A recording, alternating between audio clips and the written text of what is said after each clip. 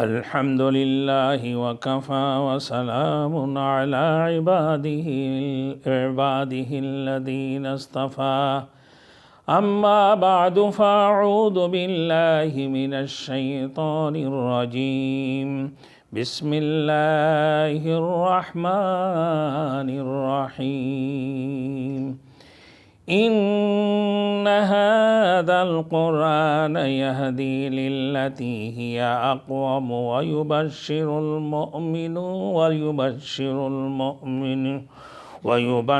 المؤمنين الذين يعملون الصالحات أن لهم أجرا كبيرا صدق اللہ المولانا العظیم۔ میرے محترم دوست بزرگ، آج میں آپ لوگوں کے سامنے جو بیان کرنا چاہتا ہوں، میرے سامعین، صحیح معنوں میں مسلمان کون ہے؟ صحیح معنوں میں مسلمان فقط وہی ہو سکتا ہے جو خالق اور مخلوق دونوں کو راضی کرنے، جو خالق اور مخلوق دونوں کو راضی رکھیں، وہی صحیح معنوں میں کیا ہے؟ مسلمان ہے۔ اب میرے دوستوں، حقوق اللہ اور حقوق العباد دونوں کو ادا کریں۔ حقوق اللہ اور حقوق العباد دونوں کو ادا کرنا ہے۔ اللہ رب العزت قرآن مجید میں فرمایا، ان ھذا القرآن یہدی للتی ہی اقوم ویبشر المؤمنین الذین یعملون الصالحات ان لهم اجرا کبیرا۔ بے شک یہ قرآن وہ راہ بتاتا ہے جو سب سے سیدھی ہے۔ یہ قرآن وہ راہ بتاتے ہیں جو سب سے سیدھی ہے، اور ایمان والوں کو جو نیک کام کرتے ہیں اس بات کی خوشخبری دیتے ہیں، اس بات کی خوشخبری دیتا ہے کہ یہ ان کے لیے اجر عظیم ہیں، بہت بڑا اللہ رب العزت نے ثواب رکھے ہیں۔ للتی ہی اقوم، وہ بالکل کیا ہے کہ سیدھی ہے۔ ویبشر المؤمنین، اور بشارت یعنی خوشخبری سنانے ان لوگوں کو جو عمل صالحہ کرنے والے ہیں، نیک عمل کرنے والے ہیں۔ اور پھر فرمایا اللہ رب العزت ان کے لیے رب العزت اجر عظیم رکھے ہیں، بہت بڑی اجر اللہ رب العزت نے بہت بڑی ثواب رکھے ان کے لیے۔ اسی طریقے سے فرمایا کہ دین حق کا خلاصہ کیا ہے؟ دین حق، سچے دین کا حق کیا ہے؟ ایک تو میرے دوستوں یہ، یا ایھا الذین آمنوا حق تقاتہ ولا تموتن الا وانتم مسلمون۔ اے ایمان والوں، ڈرو تم اللہ کو جیسے ڈرنا چاہیے، اور نہ مرنا مسلمان کے بغیر، یعنی مسلمان ہو کے مرو، مومن ہو کر مرنا، بغیر مسلم مت مرو۔ تو میرے دوستو، دین کا جو خلاصہ ہے اللہ تعالیٰ کی عبادت ہے۔ اللہ تعالیٰ کی عبادت کرنا اللہ کو راضی کرنے کا ذریعہ ہے، اور رسول مقبول صلی اللہ علیہ وسلم کو اطاعت سے، اللہ رب العزت کو عبادت سے، اور اللہ کے رسول صلی اللہ علیہ وسلم کو اطاعت سے، اور مخلوق خدا کو خدمت سے راضی رکھا جائے، تو پھر صحیح معنوں میں مسلمان ہے، صحیح معنوں میں مومن ہے۔ اللہ کو عبادت سے اور رسول مقبول صلی اللہ علیہ وسلم کو اطاعت سے اور مخلوق خدا کو خدمت سے راضی رکھا جائے۔ فرماتے ہیں میرے دوستوں، ارشاد باری تعالیٰ ہے، وَاعْبُدُوا اللَّهَ وَلَا تُشْرِكُوا بِهِ شَيْئًا وَبِالْوَالِدَيْنِ إِحْسَانًا وَبِذِي الْقُرْبَى وَالْيَتَامَى وَالْمَسَاكِينِ وَالْجَارِ ذِي الْقُرْبَى وَالْجَارِ الْجُنُبِ وَالصَّاحِبِ بِالْجَنبِ وَابْنِ السَّبِيلِ وَمَا مَلَكَتْ أَيْمَانُكُمْ إِنَّ اللَّهَ لَا يُحِبُّ مَنْ كَانَ مُخْتَالًا فَخُورًا۔ اللہ رب العزت نے فرمایا، ارشاد وَاعْبُدُوا اللَّهَ، اللہ تعالیٰ کی بندگی کرو، اللہ تعالیٰ کی عبادت کرو، وَلَا تُشْرِكُوا بِهِ، اور اس کی ساتھ شیئا، اور اس کے ساتھ کسی کو شریک مت کرو۔ اور اللہ کی عبادت کی بات کیا فرمایا کہ وَبِالْوَالِدَيْنِ إِحْسَانًا، اپنے والدین کی ساتھ احسان، اپنے والدین کی ساتھ نرمی کی برتاؤ کرو، شفقت اور مہربانی سے ان کی سامنے پیش آؤ۔ خبردار، اللہ کی عبادت جیسے تم جھک کے اللہ کے سامنے اور بڑے خوشی خضو کے ساتھ اللہ کی عبادت کرتے ہو کہ اللہ کو پانے کے لیے کہ اللہ میں تیری ہی عبادت کرتا ہوں اور تجھ ہی سے مدد مانگتا ہوں، یہ اللہ تو میرے وحدہ لا شریک لہ، تیری علاوہ کوئی معبود نہیں ہے، تو یہ اللہ تنہا ہے، یہ اللہ میں تیری ہی عبادت کرتا ہوں، میں تجھے دیکھتا ہوں یا تو مجھے دیکھ رہے ہیں، میں پلصرات کی پول کے اوپر کھڑا ہوں اور میرے دائیں طرف جنت ہے، میرے بائیں طرف جہنم ہے، میں پلصرات کی پول کے اوپر کھڑا ہوں، میرے پیچھے موت کی فرشتہ کھڑے ہیں اور میری یہی آخری نماز ہے، یہ سوچ کر میری یہی آخری عبادت ہے، نہیں معلوم مجھے عبادت کرنے کا دوبارہ موقع ملے گا یا نہیں ملے گا۔ میرے دوستوں، اسی طریقہ سے، اسی انداز سے وَبِالْوَالِدَيْنِ إِحْسَانًا، اپنے والدین کی ساتھ نرمی کی برتاؤ کرو، اپنے والدین کی ساتھ اس انداز سے شفقت اور مہربانی سے پیش آؤ کہ فرمایا دوسری جگہ میں اللہ رب العزت نے وَقَضَىٰ رَبُّكَ أَلَّا تَعْبُدُوا إِلَّا إِيَّاهُ وَبِالْوَالِدَيْنِ إِحْسَانًا إِمَّا يَبْلُغَنَّ أَحَدُهُمَا أَوْ كِلَاهُمَا وَلَا تَقُل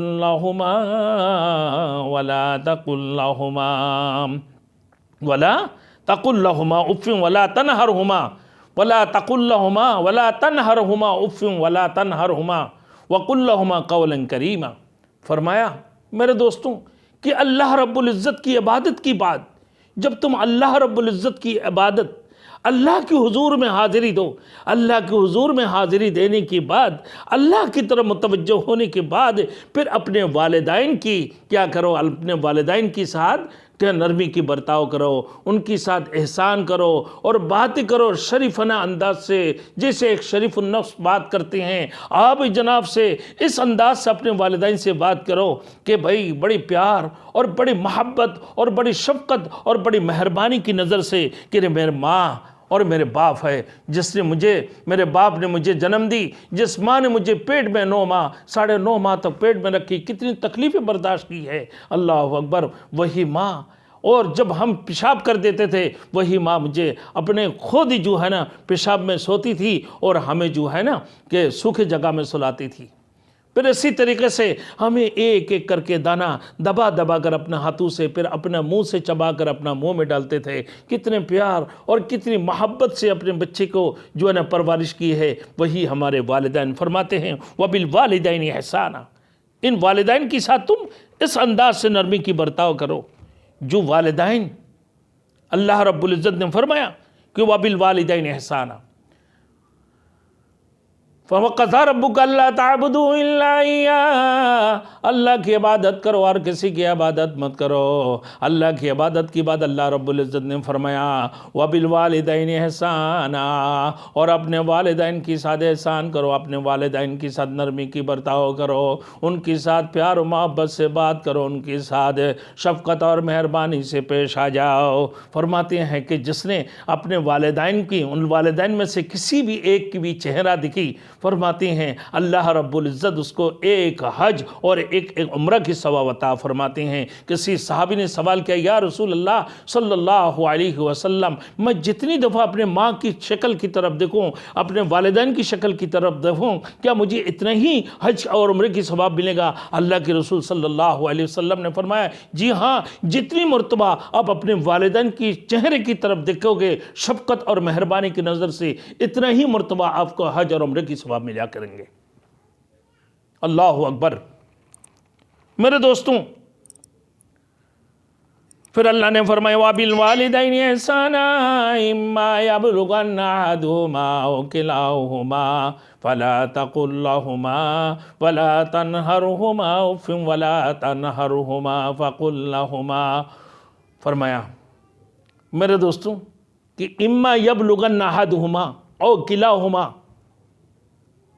کہ ان دونوں میں سے کوئی بھی ایک بڑھاپے میں پہنچ جائے، یا امی یا ابو یا بیماری کی حالت میں ہو یا کسی تکلیف کی حالت میں ہو یا مصیبت کی حالت میں ہو، میرے دوستو جب والدین بڑھاپے میں پہنچ جاتے ہیں تو ان کی چڑچڑےپن آ جاتی ہیں، اور جیسے ان کی غصے تیز ہو جاتی ہیں، وہ قسم بقسم کی غصے آ جاتے ہیں، یا کہ بیماری کی حالت میں ان کو غصہ آ جاتے ہیں، تو اس وقت میں اولاد کو سمجھنا چاہیے کہ میرے والد کی جو ہے نا بیمار ہے، یا میرے والد چڑچڑے ہو چکے ہیں، یا میرے والدہ چڑچڑے ہو گئے، یا بیماری کی وجہ سے، یا بلڈ پریشر کی وجہ سے، یا اور کسی تکلیف کی وجہ سے، یا اور کسی ٹینشن کی وجہ سے اپنے بچوں کی فکر ہمیشہ ان والدین کو لگے رہتے ہیں کہ ہمارے بچے، ہم اپنے بچوں کو کیسے پرورش کریں، ان بچوں کی کیسے شادی کریں، ان بچوں کو کیسے کاروبار کی فکر کریں، کبھی کاروبار کی فکر میں، کبھی بچوں کی شادیوں کی فکر میں، کبھی اور کسی فکر میں، ہمیشہ یہ اپنے جو ہے نا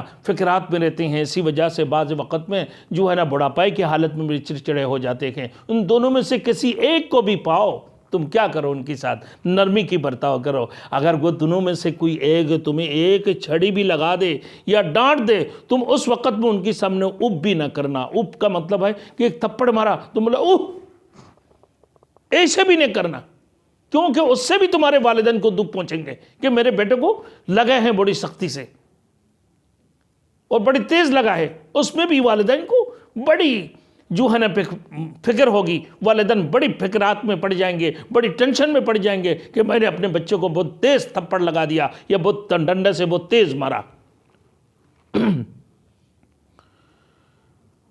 اما یبلغن احدہما او کلاہما فلا تقل لہما وتنہرہما وقل لہما قولا کریما وَقُلْ رَبِّ ارْحَمْهُمَا كَمَا رَبَّيَانِي صَغِيرًا۔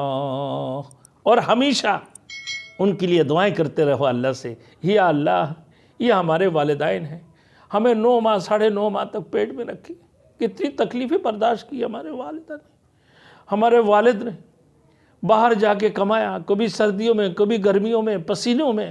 اللہ اکبر، والد جب کمانے جاتے ہیں، مجھے میرے دوستوں ہمارے پرورش کے لیے فرماتے ہیں کہ پسینے اپنا بنیان میں جب لگتی ہیں ٹپک ٹپک کے گر رہے ہوتے ہیں، سر سے لے کے پاؤں تک ان کے پسینہ، اور کتنی تکلیف اور مشقت سے والد تمہارے لیے کما کر لاتے ہیں، پھر والدہ تمہیں وہ حفاظت کرتی ہیں۔ ایک تو سب سے پہلے ماں کی پیٹ کے اندر کتنی تکلیفیں جب کروٹ لیتی ہیں اس میں بھی پریشانی، دوسری طرف کروٹ لیتے ہیں اس میں بھی پریشانی، جس وقت میں تم پیدا ہو کر اس دنیا میں آتے ہو اس وقت بھی کتنی قسم کی پریشانی ہے۔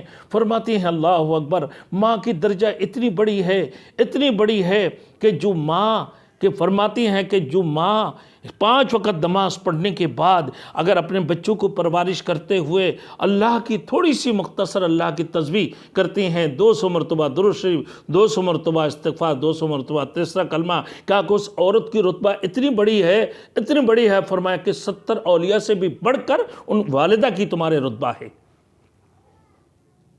70 اولیاء سے بڑھ کر والدہ کی رتبہ ہے۔ جس طریقے سے والدین کی احترام، والدین کی سامنے شفقت اور مہربانی سے پیش آنا ثواب کی باعث ثواب ہے، اور اللہ رب العزت حج کی ثواب کے بارے میں فرمایا، حج و عمرہ کی رب العزت ثواب عطا فرماتے ہیں۔ اسی طریقے سے اچھے طریقے سے بچوں کی پرورش کرنا بھی اس کے بارے میں بڑے فضیلت آئی ہے۔ میرے دوستوں فرمایا کہ علم و اخلاق اور علم دین کی تعلیم دینا اور عقائد بچوں کے درست کرنا، اور رسول مقبول صلی اللہ علیہ وسلم کے سنت کے مطابق چلنے کی ترغیب دینا، بچوں کو 5 وقت نماز کی ترغیب دینا، ان کی ضروری مسائل، فرض و واجب، سنت اور اس قسم کی مستحبات کے بارے میں ان کو ترغیب دینا، اور پھر پیار و محبت، پیار و شفقت سے ان کی پرورش کرنا، یہ والدین کے اوپر بھی فرض ہے۔ یہ والدین ان کو صحیح اچھے تربیت دے۔ اولاد سے پیار و محبت رکھنے کی حدیث شریف میں بہت سارے فضیلت آئی ہے۔ اولاد سے پیار اور محبت رکھنے کی حدیث شریف میں بہت زیادہ فضیلت آئی ہے۔ فرمایا لڑکیوں سے لوگ تنگ دل نہیں ہونا چاہیے۔ بعض وقت ایسے ہوتا ہے میرے دوستوں کہ لڑکیوں سے لوگ پریشان ہو جاتے ہیں، اور ہم نے اسی ایک واقعہ سنا، میرے دوستوں ایسے نہیں ہزاروں واقعہ ہے، آپ لوگ دیکھ رہے ہوں گے۔ یہ سن رہے ہوں گے، ہمارے اپنی جاننے والوں میں سے ایک بچی ایسے تھی، کچھ عرصہ پہلے ان کی شادی ہوئے، تو ان کی والد نے یہ کہا کہ تم سے اگر پہلے بیٹی پیدا ہوا تو سمجھ لو کہ تمہیں 3 طلاق ہے۔ اور ایک جگہ میں نکاح پڑھانے گیا تو میں نے پوچھا تو کہ یہ آپ نے جو ہے یہ لڑکی کی طلاق ہو چکے؟ بولے جی۔ میں نے بولا اس کی طلاق نامہ؟ بولے ہم آپ کو دے دیں گے طلاق نامہ۔ تو مطلب کہ بھائی طلاق نامہ، طلاق ہونے کا وجہ تو پوچھا۔ میں نے بولا کیا بات ہے کہ ان کے گھر بنی نہیں؟ بولے بس آپس میں بنی نہیں۔ پھر بعد میں سننے میں آیا کہ کیوں، کیا بات ہے کہ دونوں جلال ہے؟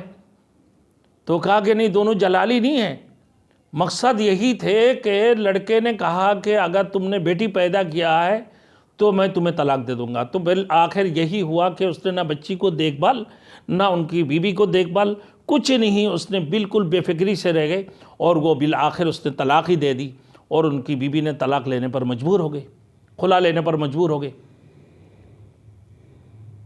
تو میرے دوستوں اسی وجہ سے فرماتی ہیں کہ لڑکیوں سے تنگ دل نہ ہو، کیونکہ یہ شیوا کفار کی ہے، یہ کفاروں کی شیوا ہے کہ ایام جاہلیت کی دور میں اللہ رب العزت نے اپنے رسول کو اس دور میں بھجوایا۔ میرے دوستوں پورے دنیا جب غلاظت میں، پورے دنیا جب اندھیریوں میں ڈوبے ہوئے تھے، نہ والدین کی حرمت سمجھتے تھے، نہ بہن بھائیوں کی حرمت سمجھتے تھے، نہ بہنوں کی عزت و احترام جانتے تھے، نہ بڑوں کی عزت کرنا جانتے تھے، نہ چھوٹوں کے پیار جانتے تھے، اس دور میں تو یہ تھا کہ ماں بیٹی اور جو ہے نا اپنے بہنوں کی ساتھ میں نکاح کرنے کو عیب نہیں سمجھتے تھے۔ یہ ایام جاہلیت کی دور تھے، اور اس نے اپنے لڑکیوں کو جو ہے نا زندہ درگور کیا کرتے تھے۔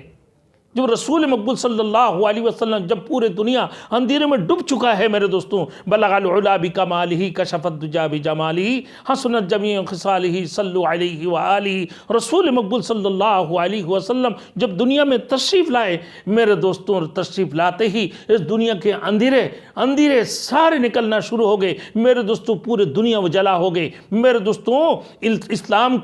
اسلام کی قوانین جاری کر دی، اللہ کے رسول صلی اللہ علیہ وسلم نے قرآن مجید نازل کیا، اور دنیا سے اندھیرے ڈوبنا شروع ہو گئے۔ اور پھر اس کی بعد والدین کی حقوق، اور اپنے بہن بھائیوں کی حقوق، پھر اپنے بیٹیوں کی حقوق کے بارے میں ان لوگوں کے علم ہونا شروع ہو گئے۔ اسی طریقے سے فرمایا کہ لڑکیوں سے تنگ دل نہ ہو، کیونکہ یہ شیوا کیا ہے، کفار کی ہے۔ پہلے دور میں ایام جاہلیت میں جب بیٹی پیدا ہوا کرتے تھے، اپنے بیٹیوں کو زندہ درگور کیا کرتے تھے۔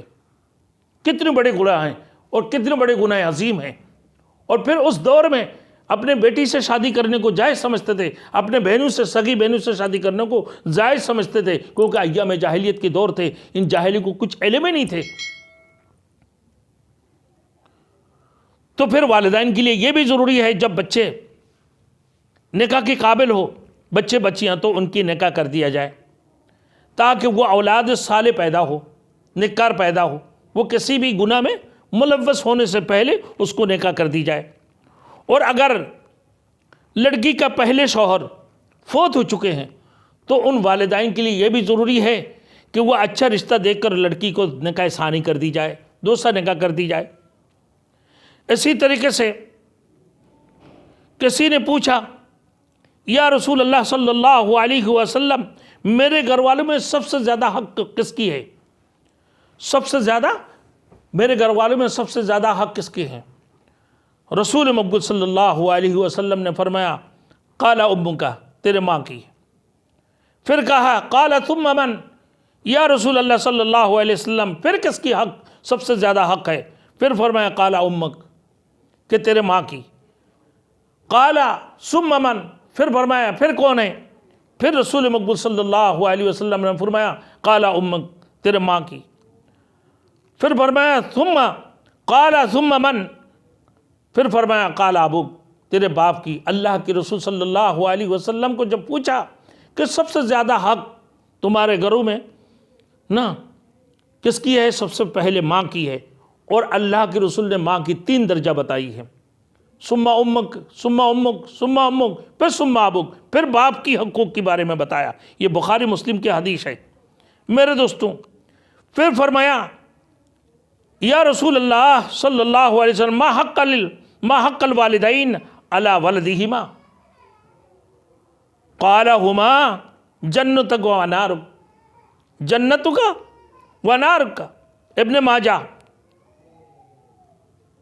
ان ابی امامہ رضی اللہ تعالیٰ عنہ، میرے دوستو فرمایا رسول اللہ صلی اللہ علیہ وسلم میرے والدین کے لیے ہمارے اوپر کیا حق ہے؟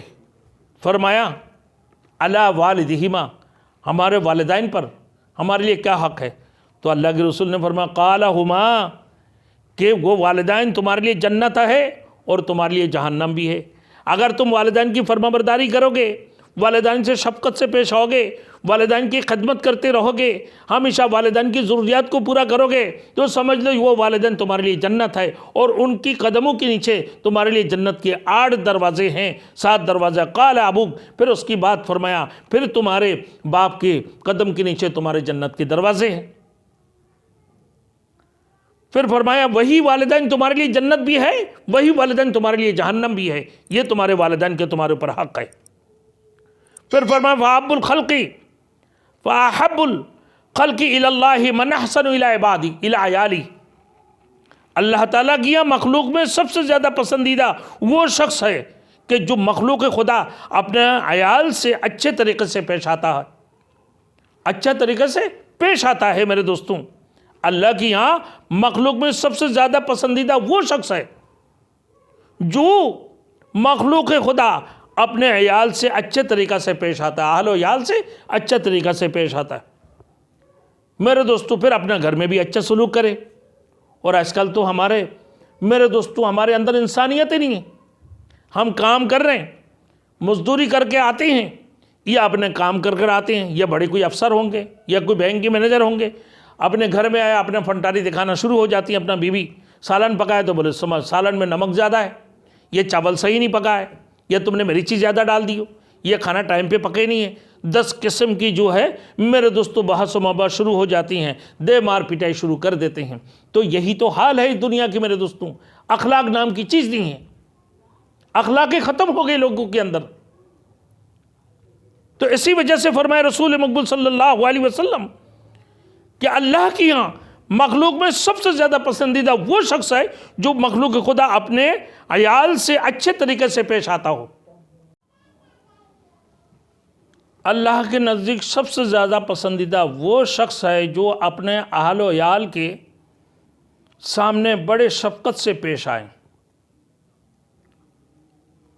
اور آج کل جو دور ہے،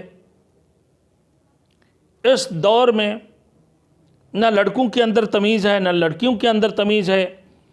جب لڑکا شادی کرنے کے بعد ہی کام پہ جاتے ہیں، واپس ہی آنے کے بعد جو میں نے کہا بڑے اپنے آپ کو تکبر اور بڑے غروریت میں اور بڑے بہادری کے ساتھ پیش آتے ہیں، لیکن نرمی سے پیش آنے والی بات نہیں ہے۔ جیسے میاں بیوی کے درمیان ایک اخلاق ہونا چاہیے، جیسے اپنے اہل و عیال کے درمیان ایک شفقت سے اور مہربانی سے اور جو ہے نا انہیں گھر میں داخل ہونا چاہیے سلام کرتے ہوئے، اور پھر جو اسلام کی طریقہ ہے سلام کر کے داخل ہوئیں، پھر خیر خیریت پوچھے، اس کے بعد آرام سے بیٹھے، اس کے بعد آتے ہی کھانا، اور کھانا مانگتے ہی بول دیا بھائی چاول، آج تو بالکل نرم ہو گئی۔ پھر بولنے لگا کہ بھائی سالن، اور اس میں تو بڑی زیادہ مرچی ڈال دی، نمک میں بہت زیادہ مرچی ڈالی، نہ پیار نہ محبت، کچھ نہیں ہے۔ اٹھائے ڈنڈا اٹھا کے شروع ہو گئی۔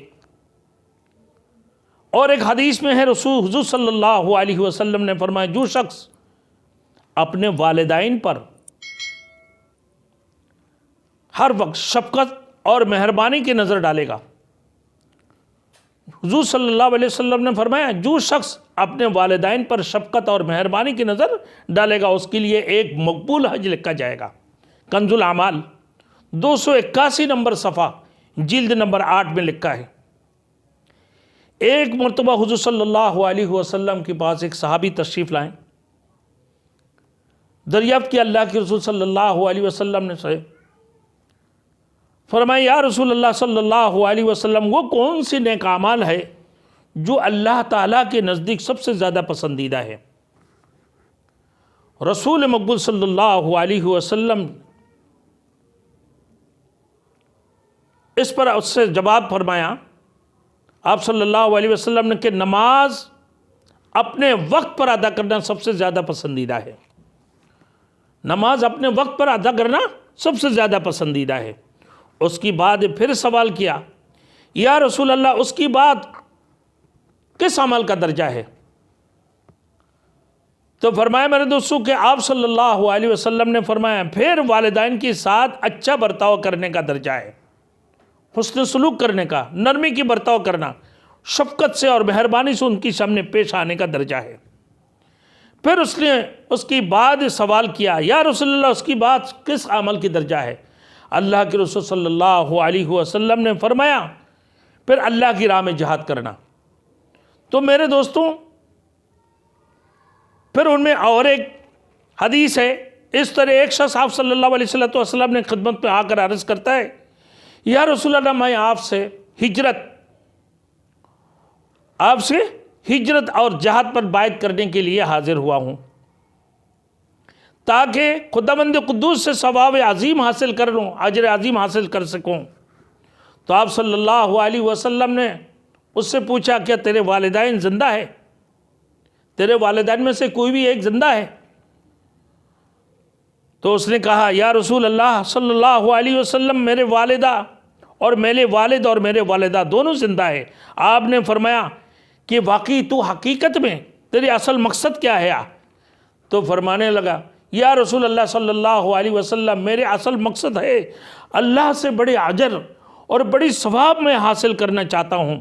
تو فرمانے لگا کہ جا واپس ہی اپنا گھر ان دونوں کی خدمت کر، یہی تیرے اصل مقصد، یہی ہے تیرے اصل مقصد، جا تو ان دونوں کی خدمت کر لے، اس سے تجھے مقصد حاصل ہو جائیں گے، تیرے مقصد حاصل ہو جائیں گے، دونوں کی بہترین انداز سے تو خدمت کر لے۔ اس کی بعد آیا میرے دوستوں جہاد کے بارے میں، اللہ کی عبادت کی بعد والدین کی عبادت، والدین کی احسان کرنا، والدین کے ساتھ نرمی کی برتاؤ کرنا، شفقت نظر سے دیکھنا، ان کی خدمت کرنا، ان کی ہر چیزوں کی طرف، ان کی اوپر کسی قسم کے کوئی پریشانی یا کوئی بیمار یا کوئی مصیبتیں یا کوئی ٹینشن، اس قسم کی چیزیں، میرے دوستوں اولاد تو آج کل ہر وقت ٹینشنیں دیتے رہتے ہیں، والدین کی فکر ہی نہیں۔ بعض وقت ایسے بھی ہوتا ہے میرے دوستوں کہ اپنے بیوی کی ساتھ میں اٹھ کر چلے گئے، ماں باپ اکیلا پڑے ہوئے، اور بعض وقت ایسے بھی ہوتا ہے کہ والدین کو اپنے، جہاں آج کل یورپ کنٹری وغیرہ میں چل رہا ہے کہ والدین کو وہاں چھوڑ دیتے ہیں، ہے نا، جہاں بوڑھے لوگوں کو چھوڑ دی جاتی ہے کہ بھائی وہاں والدین کی کہ ان کی کوئی وارث، لاوارثت، ان کی کوئی وارث نہیں ہے، لاوارثی میں چھوڑ دیتے ہیں۔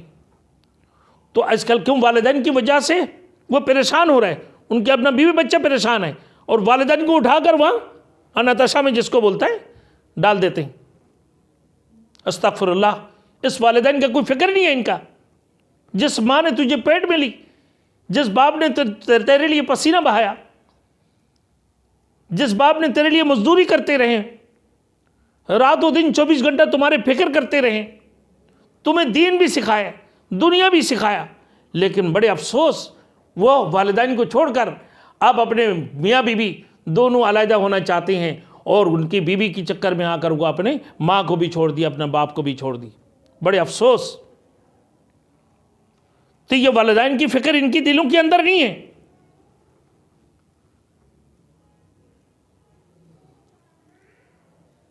ترمذی شریف کی ترغیب اور ترہیب کے اندر جلد نمبر 2 میں لکھا ہے، 1 نمبر 123 نمبر صفحے میں، اور اسی طریقے سے ایک شخص رسول مقبول صلی اللہ علیہ وسلم کے پاس آتے ہیں، اللہ کے رسول کے خدمت میں حاضر ہو کر عرض کیا،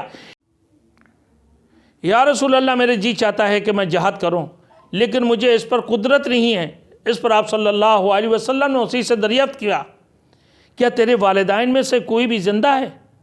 اسی پر اس نے جواب دیا، جی ہاں میرے والدہ، جی ہاں یا رسول اللہ صلی اللہ علیہ وسلم میرے والدہ زندہ ہے۔ تو آپ صلی اللہ علیہ وسلم نے فرمایا کہ ان کی خدمت کر، تجھے حج عمرہ کرنے کا اللہ رب العزت تجھے حج اور عمرہ نصیب عطا فرمائیں گے، اور جہاد کرنے والا بھی اللہ بنائے گا۔ حج کرنے والا اور عمرہ کرنے والا اور جہاد کرنے والے اللہ رب العزت تجھے بنائے گا۔ تو ایک والدین کی خدمت کے اوپر کہ والدہ کی خدمت، پھر اور ایک حدیث میں ہے میرے دوستوں مسلم شریف کی ترغیب میں جلد نمبر 2 صفحہ نمبر 124 میں فرمایا، پھر ایک شخص حاضر ہو کر عرض کیا، یا رسول اللہ، میں آپ سے مشورہ لینے کے لیے آیا ہوں کہ میں جہاد میں جانا چاہتا ہوں، کیا میرے لیے جانا مناسب ہے؟ آپ صلی اللہ علیہ وسلم نے پوچھا، کیا تیرے والدین زندہ ہے؟ تو کہنے لگا، جی ہاں۔ آپ صلی اللہ علیہ وسلم نے فرمایا، ان کو لازماً پکڑ لے، کیونکہ تجھ کو جنت اسی کی قدموں میں ملے گا، تجھ کو جنت اسی کی قدموں میں ملے گا۔ میرے دوستوں پہلے جو بیان کیا کہ اس میں اس کی قدرت نہیں ہے جہاد کی، تو کہا کہ اپنے والدہ کی خدمت کر لے، پھر اللہ تجھے حج اور عمرہ اور جہاد کرنے والا بنائے گا۔ پھر دوسرے میں فرما دی اللہ رب العزت، اللہ کے رسول صلی اللہ علیہ وسلم نے کہ میرے لیے مشورہ لینے آیا کہ میرے لیے مناسب ہے کہ میں جہاد میں جاؤں؟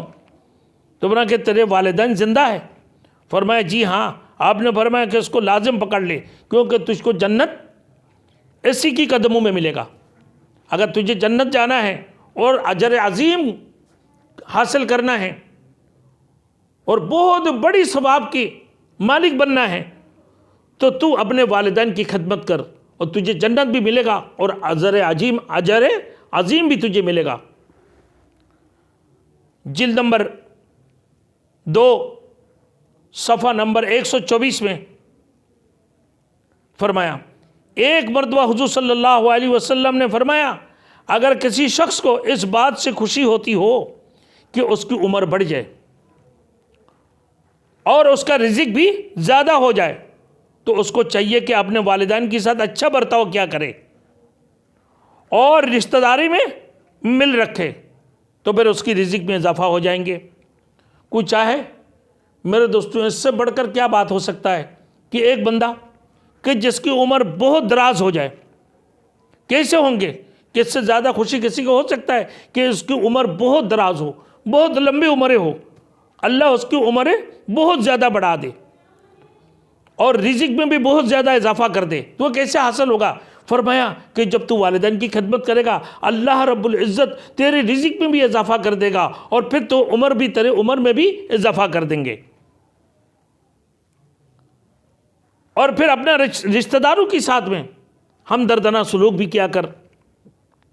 اسی طریقے سے والدین کی خدمت کی کتنی بڑی اجر ہے کہ والدین آج میرے دوستوں فرماتے ہیں، ایک حدیث میں رسول مقبول صلی اللہ علیہ وسلم جب حضرت عمر فاروق رضی اللہ تعالیٰ عنہ حج میں تشریف لے کے جا رہے تھے، فرمایا، اے عمر بن خطاب رضی اللہ تعالیٰ عنہ، آپ جب بھی حج کرنے جائیں تو ایک شخص سے ملنا جو سونے کلر کی ہے اور چھوٹے سے قد کی ہو، جو کرن کی رہنے والے۔ فرمایا کہ جب وہ اپنے ہاتھ اٹھائیں گے آسمان کی طرف اور جو اس سے دعا مانگو گے، اللہ رب العزت یقیناً وہ قبول فرماتے، اس کے ہاتھ کو بھی خالی نہیں لوٹاتے۔ فرمانے لگا، یا رسول اللہ صلی اللہ علیہ وسلم، وہ کون شخص ہے کہ جب آپ ان سے ملاقات کرو گے تو آپ کو پتہ چل جائیں گے کہ وہ کون شخص ہے؟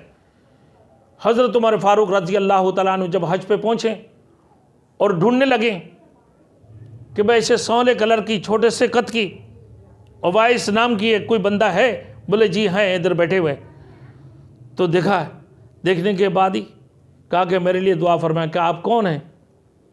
کہ میں عمر بن خطاب ہوں۔ آپ کون ہیں؟ کہ میں محمد اوائس ہے، میں کرنی کے رہنے والے۔ اللہ اکبر! کہ اللہ نے آپ کو وہ رتبہ، اتنی بڑی اعزاز کیسے عطا فرمایا؟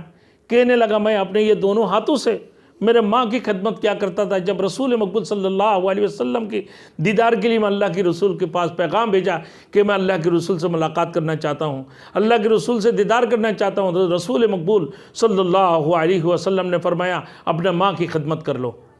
پھر میں اللہ کے رسول کی پیغام بھجوایا، اللہ کے رسول نے پھر فرمایا کہ اپنے ماں کی خدمت کرتے رہو۔ پھر میں اللہ کے رسول سے عرض کیا، یا رسول اللہ، میں آپ کے دیدار کرنا چاہتا ہوں کہ تم اپنے ماں کی خدمت کرو، اور میرے ماں اللہ کے رسول صلی اللہ علیہ وسلم دنیا سے رخصت ہو چکے ہیں، لیکن میں اللہ کے رسول کی خدمت میں حاضر نہیں ہو پایا، میں اللہ کے رسول کی دیدار نہیں کر پایا۔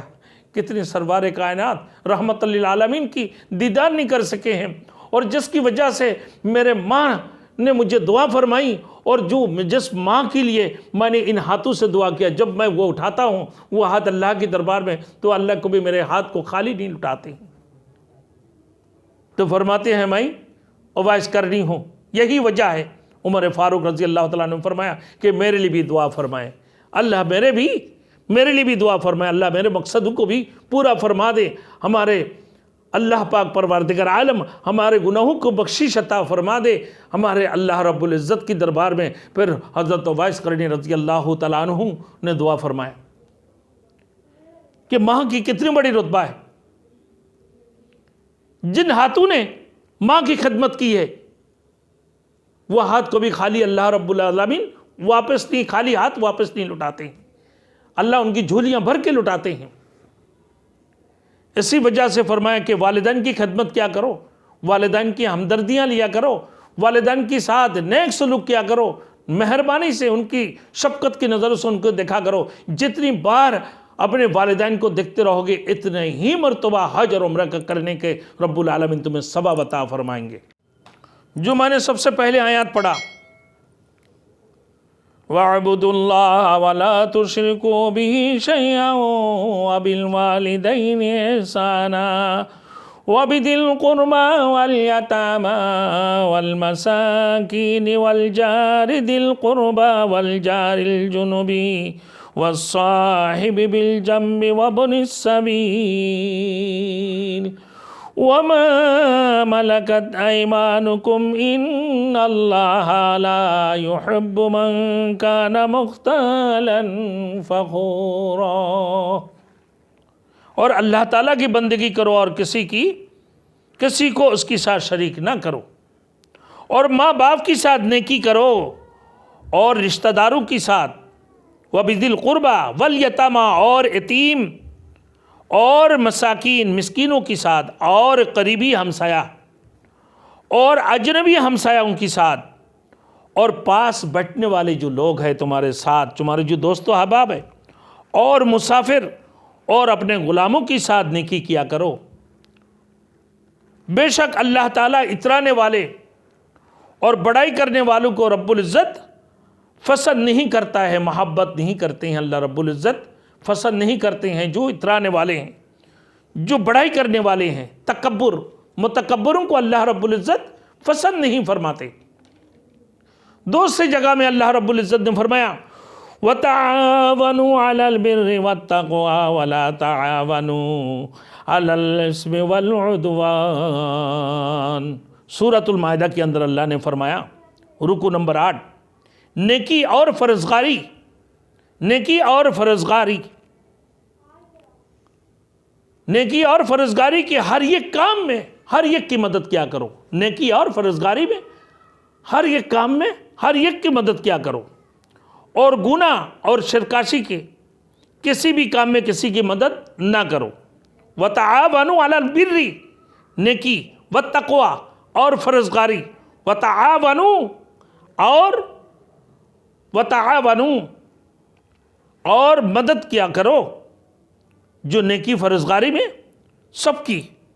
وَلَا تَعَاوَنُوا عَلَى الْإِثْمِ وَالْعُدْوَانِ گناہگار جو سرکش ہے، جو گناہگار ہے، ایسے لوگوں کی کام میں کبھی بھی مدد نہ کرو۔ دوسری جگہ میں اللہ رب العزت نے فرمایا وَلْيَعْفُوا وَلْيَصْفَحُوا أَلَا تُحِبُّونَ أَن يَغْفِرَ اللَّهُ لَكُمْ، کہ لازم ہے کہ معاف کیا کریں۔ وَلْيَعْفُوا کہ اگر آپ کو کسی نے غصہ دلائی یا کسی بات کی بنیاد پر پریشانی ہوئی میرے دوستوں، تو فرمایا وَجَزَاءُ سَيِّئَةٌ مِثْلُهَا فَمَنْ عَفَا وَأَصْلَحَ فَأَجْرُهُ عَلَى اللَّهِ۔ بدی کا بدلہ تو بالکل ویسا ہی ہے، اس کی بعد جس کسی نے معاف دے دی، کسی کو معافی دے دی اور بلائی کی، تو اس کا اجر اللہ تعالیٰ خود دے گا۔ بدی کا بدلہ تو بالکل ویسا ہی ہے، اس کی بعد جس کسی نے کسی کو معاف کر دی۔ تمہارے ساتھ کسی نے برا کیا، غلط کیا، تمہیں گالی دیا، اگر تمہیں گالی دیا تم اس کو بھائی کر کے پکارو، تمہیں سالہ کہا تم اس کو کہا بھائی، تمہیں اگر برے بلا کہا تو اس صورتوں میں تم اللہ رب العزت کے نزدیک، اللہ رب العزت میرے دوستوں نزدیکی حاصل کرنا چاہتے ہو تو یاد رکھو، اجر عظیم حاصل کرنا چاہتے ہو تو یاد رکھنا، فمن عفا واصلح فاجرہ علی اللہ، کہ تم برائی کے بدلہ میں اس کے ساتھ نیک کام کیا کرو، برائی کی بدلہ میں اس کو معاف کر دیا کرو، اور بلائی کی تو اس کا اجر اللہ تعالیٰ تمہیں خود دے دے گا، اس بلائی کی اجر اللہ تعالیٰ تمہیں خود عطا فرمائے گا۔ فرمایا وَلْيَعْفُوا وَلْيَصْفَحُوا أَلَا تُحِبُّونَ أَن يَغْفِرَ اللَّهُ لَكُمْ، لازم ہے کہ معاف کیا کریں اور درگزر کیا کریں۔ کیا تم پسند نہیں کرتے ہو کہ اللہ تعالیٰ تمہیں بخش دیا کرے؟ تم اس بات کو پر پسند نہیں کرتے ہو کہ اللہ تمہیں بخش دے؟ وَالْكَاظِمِينَ الْغَيْظَ وَالْعَافِينَ عَنِ النَّاسِ وَاللَّهُ يُحِبُّ الْمُحْسِنِينَ۔ وہ شخص جس نے اپنے غصے کو ہضم کر لیا اور دوسرے کو معاف کر دی،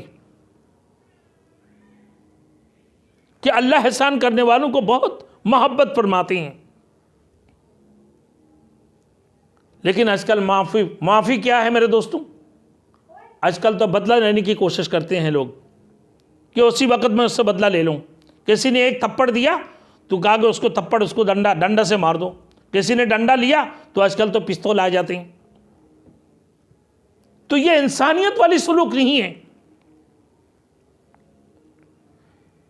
دوسری جگہ میں اللہ رب العزت نے فرمایا ادفع باللتی ہی احسن فإذا الذی بینک وبینہ عداوۃ کأنہ ولی حمیم۔ حامیم سجدہ میں ادفع باللتی، تم بدی کے مدافعات نیکی اور سلوک کے ساتھ کیا کرو۔ تم بدی کے مدافعات کہ تمہارے ساتھ کسی نے غلط کام کی ہے یا تمہارے ساتھ کسی نے ظلم کی ہے تو یاد رکھو تم بدی کی مدافعات نیکی اور سلوک کے ساتھ کیا کرو۔ پھر تو عداوت والا شخص تم کو گرم جوشی دوست نظر آنے لگے گا۔ اگر کسی نے تمہیں لات مار دی یا تھپڑ مار دی تو تم اس وقت میں اگر کہہ دو کہ بھائی آپ کے ہاتھ میں درد تو نہیں ہو گئی، اگر کسی نے تمہیں ٹانگیں مار دی، بھائی آپ کی ٹانگ میں درد تو نہیں ہو گئی، جیسا آپ نے کیا ہے بدی کی مدافعت نیکی اور سلوک کے ساتھ کرو گے تو اسی وقت میں وہ بندہ شرمندہ ہو جائیں گے کہ ہاں واقعی اس نے اتنی بڑی بات ہے کہ بھائی اس کو لاتیں لگ گئی یا اس نے تھپڑ مار دی یا اس کو گالیاں بک دی اور وہ بھائی کہہ کر پکارنے لگے میرے دوستوں، تو ان صورتوں میں اس کو تھپڑ مار دی اور اس نے جو ہے نا اپنے بھائی کے ساتھ میں ہمدردی کر لی، تو پھر فرمایا کہ ایسے کہ بدی کے مدافعات نیکی اور سلوک کے ساتھ کیا کرو، پھر تو عداوت والا شخص دیکھو گے کہ تمہارے گرم جوشی والا دوست نظر آنے لگے گا۔ فرمایا یا ایھا الذین آمنوا واعتصموا بحبل اللہ جميعا ولا تفرقوا، اللہ کی رسی کو مضبوطی سے پکڑ لو اور اس میں پھوٹ نہ ڈالو۔ آج مسلمانوں کے اندر میرے بھائیوں میرے دوستوں یہ ہے کہ آج ممبر رسول پہ بیٹھ پہ ایک دوسرے کو گالیاں بک رہی ہوتی ہیں، ایک دوسرے کو برا بلا کہہ رہے ہوتے ہیں۔ مسلمانوں کے اندر آپس میں تفرقہ، فرقہ بریت کی وجہ سے مسلمان تقسیم ہو چکے ہیں، قسم بقسم کے فرقوں میں بڑھ چکے ہیں مسلمان۔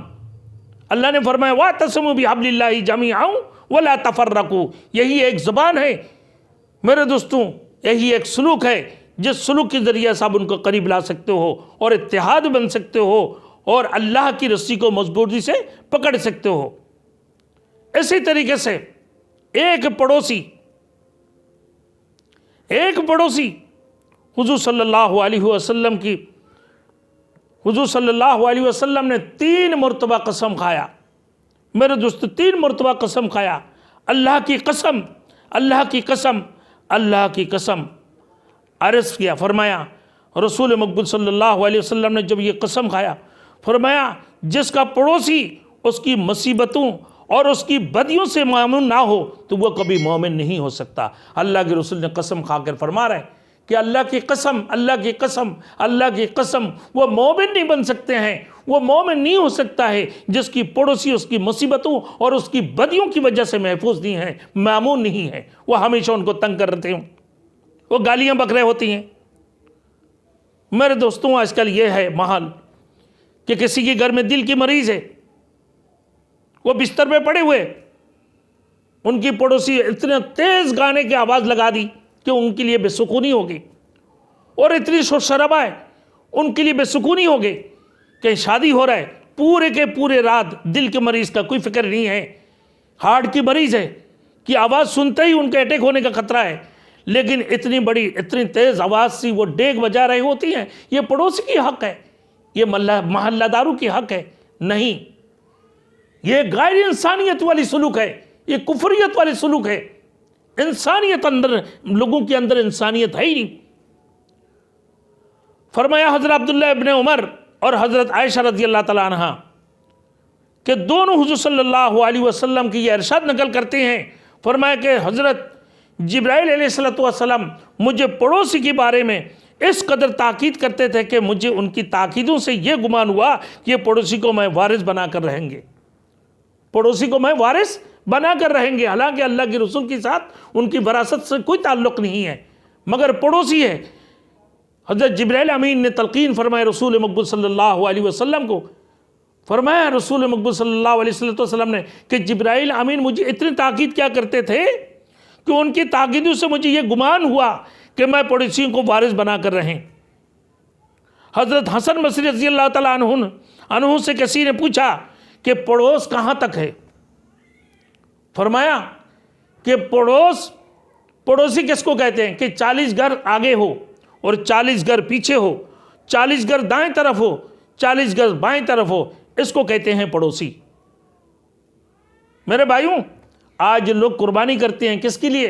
لَن يَنَالَ اللَّهَ لُحُومَهَا وَلَا دِمَاؤُهَا وَلَكِنْ يَنَالُهُ التَّقْوَىٰ مِنْكُمْ، کہ جو تم قربانی کرتے ہو نہ اس کا گوشت اللہ کی دربار میں پہنچتے ہیں، نہ اس کا خون اللہ کی دربار میں پہنچتے ہیں تو تمہارے صرف تقویٰ، جو تمہارے نیت ہے۔ آج کل یہی ہے کہ ہم نے اپنی علاقوں میں دیکھتا ہوں جگہ بجگہ ہم نے یہ تجربہ کیا بڑے کہ جب قربانی کر رہے ہوتے اپنے رشتہ داروں میں گوشت پہنچا رہے ہوتی ہیں، اور اپنے محلہ داروں کو چھوڑ کر، محلہ میں غریب کیوں نہ ہو، جن لوگوں نے قربانی نہیں کی ان کو کوئی نہیں پوچھتا ہے۔ یہ مسلمانوں کی حق ہے، یہ پڑوسی کی حق ہے۔ سب سے پہلے نمبر فرمایا کہ جب سے سب سے پہلے پڑوسی وہ ہے جو تمہارے دروازے کے سامنے ہے، وہ سب سے پہلے تمہارے پڑوسی ہے۔ لیکن آج پڑوسی کا کوئی فکر ہی نہیں ہے۔ اگر کوئی فنکشن ہو رہے ہوتی ہیں تو ان صورتوں میں اپنے پڑوسیوں کو پوچھنے کی بجائے، بے شک رشتہ داروں کو تو پوچھنا ہے ہی، لیکن اپنا پڑوسیوں کو نہیں پوچھتے ہیں۔ کوئی کبھی اچھا کوئی پکا رہے ہوتی ہیں، کبھی پڑوسی اگر غریب بھی ہے تو ان کو کبھی نہیں پوچھتے ہیں، تو یہی پڑوسی کی حق ادا ہوتی ہیں؟ نہیں۔ فرمایا حضرت ابو ہریرہ رضی اللہ تعالیٰ عنہ سے نقل کیا ہے کہ دور کے پڑوسی کی بجائے قریب کے پڑوسی سے ابتدا کی جائے۔ تو فرمایا قریب سے مطلب کیا ہے؟ کہ قریب سے مطلب یہ ہے جو قرابت دار، یعنی جو مسلمان بھائی ہے تمہارے، جو تمہارے مسلمان بھائی ہے۔ حضرت ابن عباس رضی اللہ تعالیٰ عنہ فرمایا، اور دور سے مطلب کیا ہے؟ جو یہودی اور نصرہ ہے۔ حضرت ابن عباس رضی اللہ تعالیٰ عنہ نے فرمایا کہ پاس کا پڑوس وہ ہے جو جس سے قرابت ہو۔ ابن عباس رضی اللہ تعالیٰ عنہ اس کی تشریح حضرت ابو ہریرہ رضی اللہ تعالیٰ عنہ کے حدیث کی تشریح کرتے ہوئے فرمایا کہ پڑوس وہ ہے جس سے قرابت ہو، دور کا پڑوسی وہ ہے جس سے قرابت نہ ہو۔ قرابت کا مطلب کیا ہے؟ مسلمان، اور دور کا مطلب کیا ہے؟ یہودی اور نصرہ جو غیر مسلم ہیں۔ جو اب تمہارے مسلمان بھائی ہیں تمہارے پڑوس میں ہیں تو وہ کیا ہے؟ تمہارے قرابت ہے، تمہارے رشتے میں شامل ہوگے مسلمان بھائی۔ حضور صلی اللہ علیہ وسلم کا ارشاد ہے کہ پڑوسی 3 طرح کی ہیں، ایک وہ ہے جس کی 3 حق ہوں، پڑوس کا حق ہے، پھر رشتہ داری کا حق ہے، پھر اسلام کا حق ہے، کہ پڑوسی 3 طرح کی ہے۔ ایک نمبر وہ شخص جس کی 3 حق ہو، پڑوس کا حق، پھر رشتہ داری کا حق، اس کے بعد اسلام کا حق، یہ 3 ہیں۔ دوسرے نمبر وہ ہے جس کی 2 حق ہے، پڑوسی وہ ہے جس کی 2 حق ہے، ایک پڑوس کا حق ہے، دوسرا اسلام کا حق ہے۔ ایک پڑوسی یا تو رشتہ دار ہو گئی، ایک رشتہ دار ہو گیا، پھر دوسرے نمبر کہ پڑوس کا حق ہو گیا، دوسرا رشتہ دار ہو گئی، تیسرا اسلام، مسلمان، یعنی اسلام کی حیثیت سے وہ تمہارے پڑوسی۔ اور دوسرے نمبر وہ 2 حق ہے کہ ایک پڑوس کا حق ہے، دوسرا اسلام کا حق ہے کہ تمہارا مسلمان بھائی ہے۔ اور تیسرے نمبر جس کا ایک ہی حق ہو، وہ کیا ہے؟ غیر مسلم پڑوسی ہے، اس کا ایک ہی حق ہے، وہ غیر مسلم ہے تمہارے پڑوسی، وہ مسلمان نہیں ہے لیکن وہ پڑوسی ہے تمہارے، اس کا ایک حق ہے، پڑوسی کی حق ہے اس کا۔ اب حضور صلی اللہ علیہ وسلم کی خدمت میں ایک عورت کا حال بیان کیا گیا، فرمایا کہ ایک عورت ہے کہ جو روزہ رکھتی ہے ہمیشہ اور تہجد بھی پڑھتی ہے، کبھی تہجد بھی نہیں چھوڑتی ہے، روزہ بھی نہیں چھوڑتی ہے، ہمیشہ روزہ رکھتی ہے اور تہجد بھی پڑھتی ہے، لیکن اپنے پڑوسیوں کو بڑے ستاتی ہے، بڑے گالیاں بکتی ہیں، بڑے شور شرابہ کرتے ہیں، کبھی گانا بجا کے ان کو تنگ کرتے ہیں، کبھی گالیاں بک کر ان کو تنگ کرتی ہیں، کبھی اور کسی صورت میں تنگ کرتے ہیں۔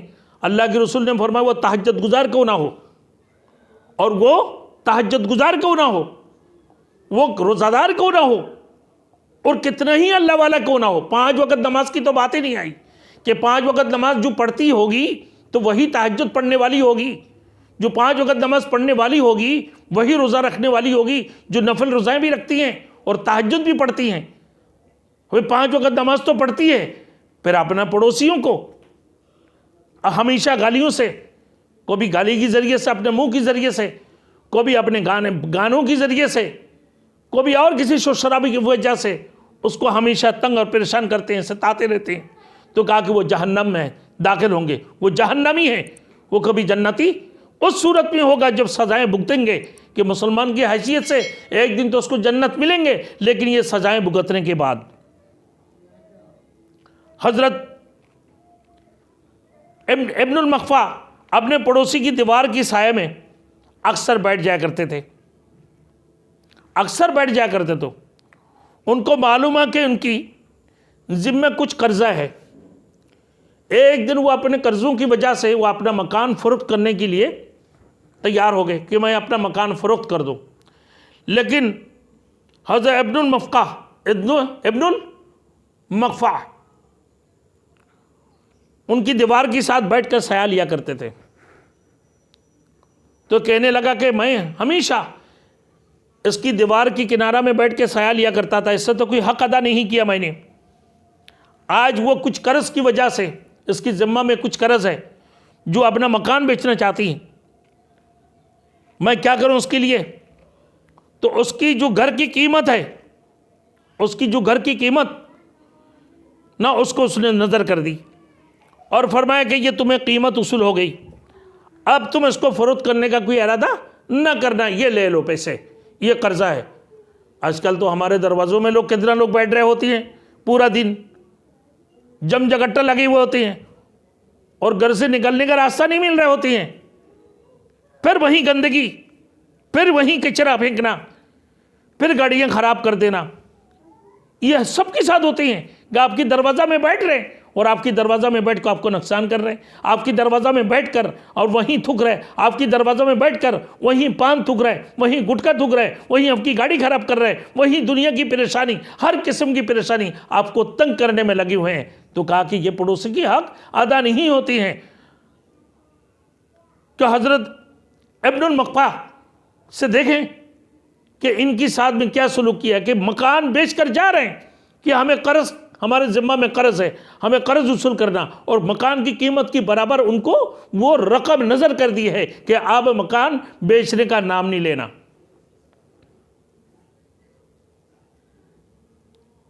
تو یہ پڑوسوں کی، جو پڑوسیوں کو تنگ کریں گے، جو پڑوسی کو پریشان کریں گے، تو وہ صحیح معنوں میں سچے مسلمان نہیں ہیں۔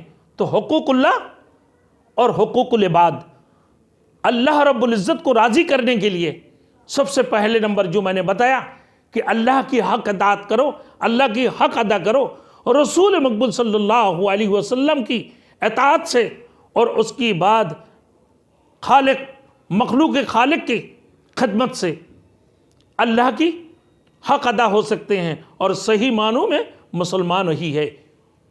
صحیح معنوں میں مسلمان وہی ہے جن شخصوں کے اندر تین چیزیں ہو، اللہ کی حق بھی ادا کرے، اللہ کے رسول کی اطاعت کرے، اور پھر مخلوق کے خدمت بھی کرے۔ اللہ ہم سب کو عمل کرنے کے توفیق عطا فرمائے۔ وآخر دعوانا ان الحمدللہ رب العالمین۔